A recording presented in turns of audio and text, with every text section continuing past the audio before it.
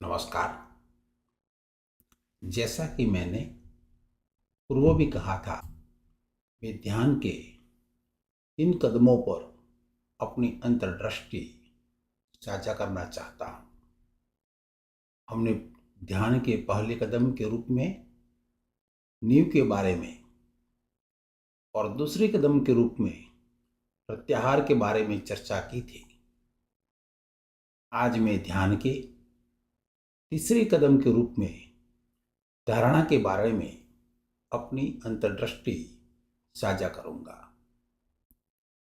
आपकी जिज्ञासा के लिए कुछ विजुअल्स, कुछ लिखावट जुड़े गए हैं, लेकिन बेहतर तो वही होगा आप मेरी बातों को आराम से बैठकर ऐसे ही सुने जैसे कि बहते झरने को या समंदर की लहरें को सुनते हैं।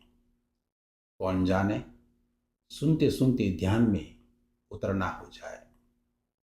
हमने समझा था कि प्रत्याहार का मतलब स्वयं की ओर लौटना है, बाहरी वस्तुओं से हटकर स्वयं की ओर लौटना है। वही स्वयं जो परिधि पर वस्तुओं का अनुभव करता है। अगर हम पल पल निरंतर प्रत्याहार करते हैं तो वो प्रत्याहार धारणा हो जाता है। वास्तव में संस्कृत शब्द धारणा का अर्थ है धारण करना, जैसे कि हम वस्त्र या आभूषण धारण करते हैं। धारणा से अभिधार्थ है धारण करना, सहारा देना, सातत्य बनाए रखना, सतत स्मरण में रखना, किसी भी प्रक्रिया की निरंतरता। विषय या वस्तु और उससे जुड़ने की प्रक्रिया का सातत्य धारणा के दो मुख्य बिंदु है। प्रत्याहार में हम बाहरी वस्तुओं से अपना अवधान हटाते हैं, अपना अवधान स्वयं की ओर लाते हैं। धारणा में हम सचेत रूप से अपना अवधान किसी विशेष वस्तु पर या स्वयं पर निरंतर बनाए रखते हैं। उस नजरिए से धारणा को एकाग्रता कहते हैं। धारणा में हम अपना अवधान किसी विषय या वस्तु पर केंद्रित करते हैं। मैंने एक जैन कहानी सुनी है। ऐसा हुआ कि जैन गुरु नानसेन ने अपने शिष्यों से प्रश्न आमंत्रित किए। एक शिष्य ने पूछा, जैन विद्या का पालन करने से हमें क्या मिलेगा? नानसेन ने उत्तर दिया, अपने निकट के प्रश्न पूछे। दूसरे शिष्य ने पूछा, मेरी पूर्व जन्म की गलतियों का फल कैसे रोका जाए? नानसेन ने दोहराया, अपने निकट के प्रश्न पूछे। फिर तीसरे शिष्य ने पूछा, गुरुजी, पहले हमें यह बताए कि अपने निकट के प्रश्न से आपका क्या मतलब है? नानसेन ने उत्तर दिया, वहां देखने के लिए पहले यहां देखे। सुदूर भविष्य के लिए वर्तमान क्षण के प्रति सजग रहें, क्योंकि इसमें भूत और भविष्य के, यहाँ और वहाँ के उत्तर समाहित है। अभी आपके मन में क्या विचार उठा? क्या अभी आप मेरे सामने बैठे हैं? आराम से या तनाव से बैठे हैं? क्या मुझ पर आपका पूरा या आंशिक ध्यान है? इस तरह के प्रश्न आपके निकट के प्रश्न होते हैं। अपने निकट के प्रश्न का मतलब अभी और यहीं के प्रश्न से है, क्योंकि अपने निकट के प्रश्न आपके दूर के भी उत्तर देते हैं। अष्टांग योग के सभी अंग आपके निकट के हैं, अभी और यहीं के हैं, आपकी उपस्थिति के हैं। और धारणा का मतलब तो सर्वांग संपूर्ण अभी और यहीं से है। योग के अष्टांग मार्ग का प्रस्ताव करते हुए पतंजलि ऋषि प्रत्याहार के बाद छठे अंग के रूप में धारणा का परिचय देते हैं। योग सूत्र के भाग 3 में प्रथम सूत्र में धारणा को इस प्रकार परिभाषित किया है, देशबंध चित्तस्य धारणा, अर्थात धारणा का मतलब चित्त को एक स्थान, वस्तु या विचार से बांधना है। जब चित्त या हम कहें मन एक वस्तु या स्थान या एक विचार या यहाँ तक कि स्वयं पर स्थिर होती है तो वह धारणा कहलाती है। दूसरे शब्दों में, धारणा में हम अपना मन अपनी चुनी हुई वस्तु, स्थान, विचार या विषय पर केंद्रित कर रहे होते हैं। प्रत्याहार में हम अपनी सजगता, अपनी जागरूकता को स्वयं की ओर मोड़ रहे थे। अब धारणा में हम प्रत्याहार को निरंतर बनाए रखते हैं। दूसरे शब्दों में कहें तो अपनी सजगता, अपनी जागरूकता को निरंतर स्वयं की ओर बनाए रखते हैं। जब हम अपनी सजगता, अपनी जागरूकता को निरंतर स्वयं की ओर बनाए रखते हैं तो यह ध्यान की शुरुआत होती है। इस प्रकार धारणा ध्यान के लिए सीढ़ी बन जाती है।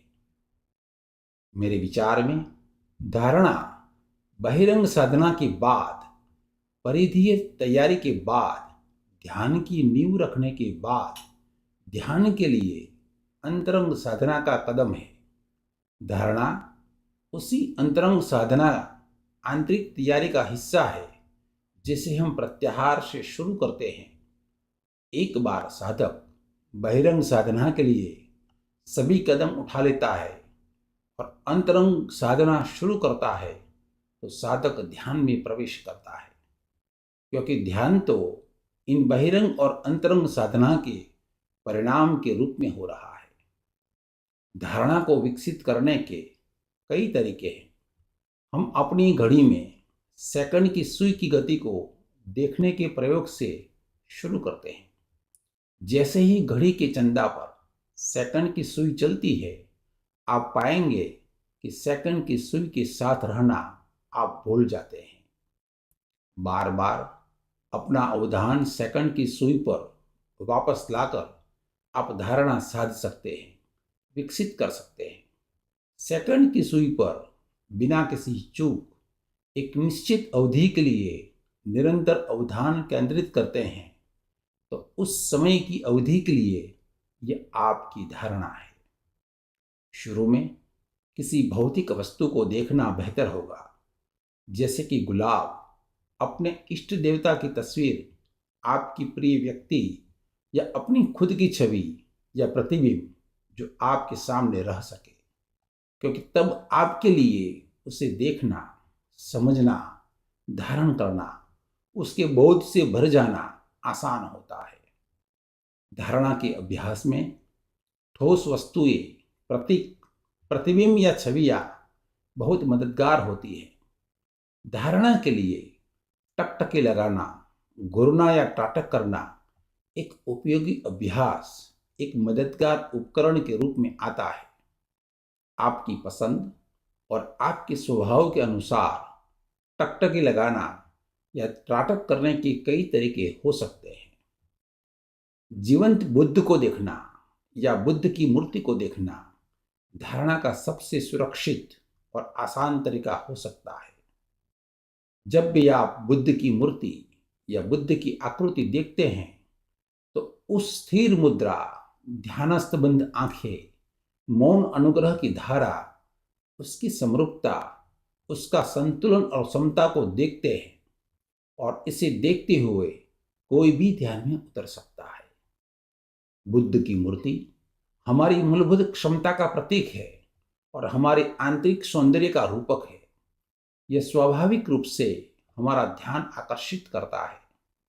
आप अपने कमरे में बुद्ध की एक मूर्ति या छवि रख सकते हैं और जब भी समय हो मूर्ति या छवि को देखिए और याद रखिए आप देख रहे हैं। यदि आप शाम के समय आकाश की ओर देख सकते हैं तो यह धारणा का सहज और स्वाभाविक अभ्यास हो सकता है। जब भी आपके पास समय हो, जमीन पर लेट जाएं और आकाश को देखें। आकाश की खोज के रूप में देखना शुरू करें और आपके स्वस्मरण में, स्वबोध की गहराई में गोता लगाएं। कभी खुली आंख से, कभी बंद आंख से, आकाश को देखते हुए आपको दोहरे अनुभव होंगे। कभी तो मन बाहर के आकाश में विलीन हो जाता है और कभी मन भीतर के आकाश में विलीन हो जाता है, लेकिन अंततः आप अपने भीतर ही विलीन हो जाते हो। अचानक विचार और भावनाएं, शब्द और कहानियां पीछे छूट जाती है और आप धारणा में होते हैं, और कभी कभी तो आप सीधे ध्यान में उतर जाते हैं। तारे को देखना, स्टार गेजिंग, धारणा का अभ्यास के लिए एवं ध्यान में प्रवेश के लिए एक सहज और सरल तरीका हो सकता है। जब भी रात में आपको आकाश में तारे दिखे तो कुछ वक्त के लिए धरती पर लेट जाए और तारों को देखें।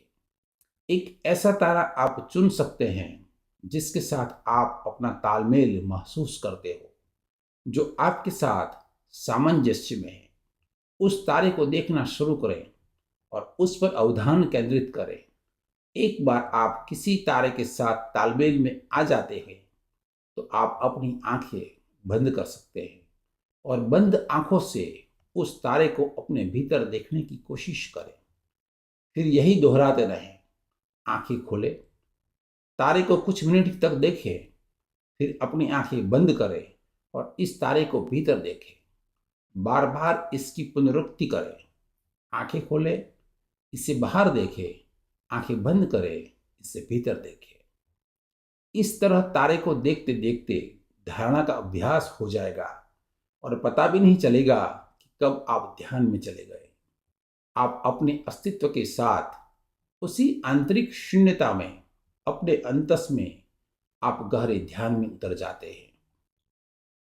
चंद्रमा को देखना भी धारणा का अभ्यास और ध्यान प्रवेश करने का एक आसान तरीका हो सकता है। सिर्फ एक बात का ख्याल रखना है कि पूर्णिमा की पहले, पूर्णिमा के बाद आपको 3 या 4 दिन चुनने होंगे। खुले आसमान में रहे और चंद्रमा को देखें।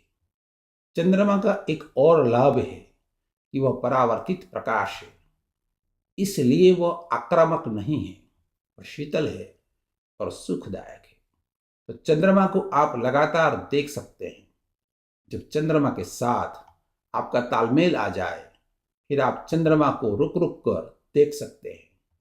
कुछ मिनटों के लिए आप चंद्रमा को खुली आंख से देख सकते हैं, फिर आप इसे बंद आंख से अपने भीतर देख सकते हैं। जल्दी ही आप पाएंगे कि चंद्रमा आपके भीतर है। फिर चंद्रमा को निहारते निहारते आप ध्यान में उतर जाएंगे।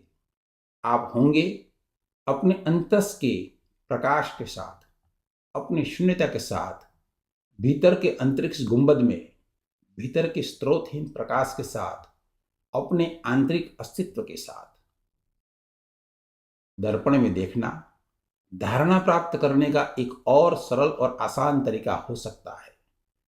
अपना कमरा बंद करें, अपने सामने एक दर्पण रखें जिसमें आप बैठे हुए या कम से कम आपका चेहरा दिख सके। फिर दर्पण के बगल में एक छोटी सी लो इस तरह से रखें कि दर्पण में केवल आपकी छवि प्रतिबिंबित हो, पर लो नहीं। फिर दर्पण में अपनी आंखों में देखें और याद रखें आप देख रहे हैं। जहां तक संभव हो पलकें न झपकाएं। भले ही आंसू आ जाए, आंसू आने दें, लेकिन पलकें न झपकाएं और लगातार अपनी आंखों में देखते रहें। आप 20 मिनट से शुरू कर सकते हैं और फिर धीरे धीरे इसे 40 मिनट तक बढ़ा सकते हैं। इस तरह दर्पण में देखने के बाद, अपनी आंखों में घूरने के बाद सो जाए या आधा घंटा विराम करें। 2 या 3 दिनों के भीतर आप अपनी आंखें बिना झपकाए रख पाओगे। कुछ ही दिनों में आप अपने अवचेतन मन के प्रति सजग हो जाओगे। 1 सप्ताह तक प्रतिदिन 40 मिनट तक घूरने के बाद कई चेहरे लगातार आते जाते दिखाई दे सकते हैं। कभी कभी ऐसा चेहरा भी देख सकते हैं जो आपके पिछले जीवन का हो। यदि आप प्रयोग जारी रखते हो तो किसी भी दिन 3 सप्ताह के बाद अचानक दर्पण खाली हो जाएगा। वहां कोई चेहरा नहीं होगा। ये ध्यान के क्षण हैं जो धारणा से उपहार स्वरूप मिले हैं। अब अपनी आंखें बंद करें और भीतर अपने अस्तित्व के साथ रहें, जो असीम है, चेहरा विहीन है, आकार विहीन है, आपका अंतस्था मुकाम है।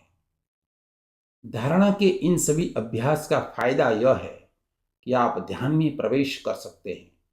आप अपने अस्तित्व के प्रति जागरूक रहते हैं, जो धारणा अनुसरण कर रहा है, और इसीलिए धारणा को ध्यान के लिए प्रस्थान पीठिका कहा जाता है। हालांकि यदि आप धारणा में अपने अस्तित्व के प्रति जागरूक नहीं रहते हैं, तो वह सिर्फ एकाग्रता बन के रह जाएगी, जो आपको एक उपलब्धिकर्ता, एक अहंकारी कर्ता के रूप में विचलित कर सकती है, और आप आक्रामकता और अधिकार जमाना, क्रोध और लोभ के लिए एकाग्रता का फायदा उठाना जैसी बातों में उलझ सकते हैं। इसलिए हर किसी साधक को जो सत्य, शांति और ध्यान को समर्पित है, उसे शक्ति के खेल से बचने के लिए धारणा का ही एकाग्रता ही न रह जाए, उससे सतर्क रहने की आवश्यकता है। ध्यान के 3 कदम। पहला कदम नींव, दूसरा कदम प्रत्याहार और तीसरा कदम धारणा के विषय पर तीनों वीडियो सुनने के लिए आपका बहुत बहुत धन्यवाद।